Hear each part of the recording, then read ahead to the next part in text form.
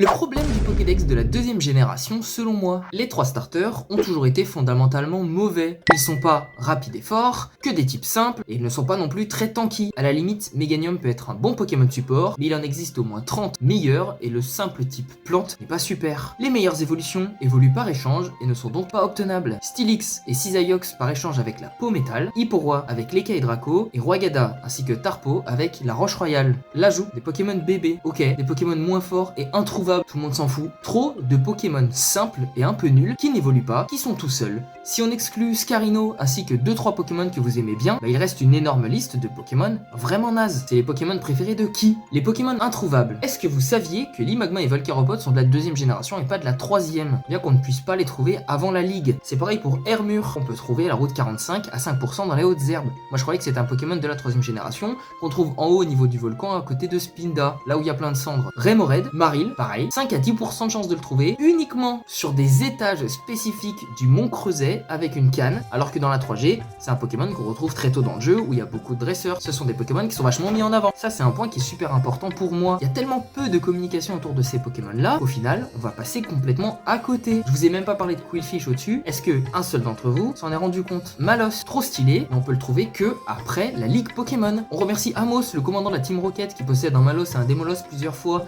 donc qui met la lumière sur le Pokémon, mais sans lui, aucune idée que le Pokémon est dans le jeu. C'est trop naze, on se retrouve à devoir faire un jeu, la majorité de nos Pokémon venant de la première génération, on a une espèce de DLC de la première génération, et en plus de ça, certains des Pokémon exclusifs à la 2G se trouvent sur la map de la 1G après la fin du jeu. Bref.